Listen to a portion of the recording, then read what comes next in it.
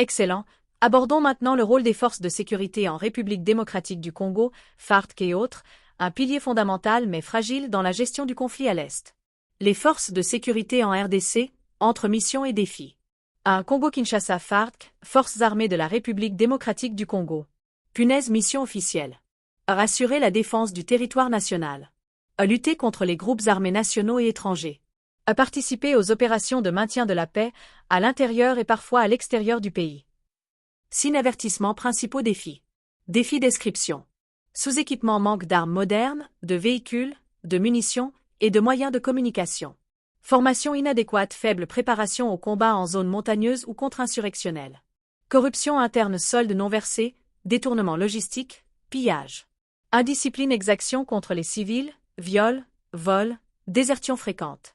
Fractionnement des éléments de l'armée soupçonnés de coopérer avec certains groupes armés. Coup au bureau actuel dans le conflit contre le M23. Engagé aux côtés des Wazalando dans des opérations conjointes. Utilisation de tactiques défensives, parfois peu coordonnées. Soutien logistique parfois limité, malgré l'aide de partenaires étrangers. 2. Bouclier, police nationale congolaise, PNC. Principalement active dans les zones urbaines. Faible présence dans les territoires en conflit. Accusée elle aussi de corruption et d'abus de pouvoir.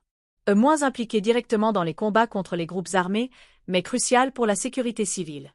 3. Épée croisée, Wazalando, milice d'autodéfense. Créée localement pour combler le vide laissé par l'armée. Non encadrée officiellement par l'État, mais parfois tolérée, voire soutenue discrètement par les FARDC.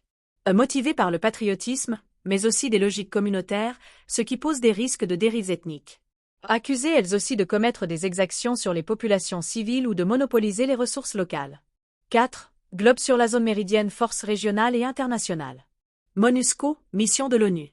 Présente depuis plus de 20 ans. Mission de protection des civils et soutien aux FARDC.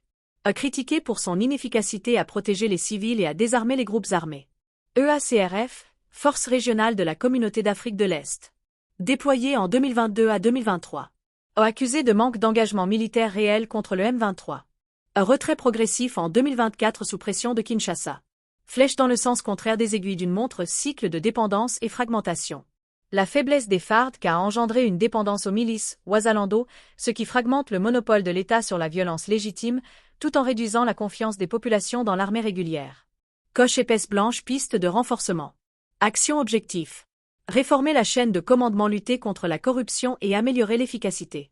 Investir dans la formation militaire, adapter les FARDC aux réalités locales, montagne, guérilla. Payer les soldats régulièrement, éviter les désertions et les abus. Encadrer ou intégrer les Wazalando, éviter la militarisation incontrôlée de la société. Développer la coopération civilo-militaire, réconcilier armée et population. Souhaites-tu une mise en page visuelle, fiche explicative, poster, de cette partie sur les forces de sécurité? Où on peut aussi creuser un autre aspect comme les relations entre l'armée et la population, ou la réforme du secteur de la sécurité, RSS?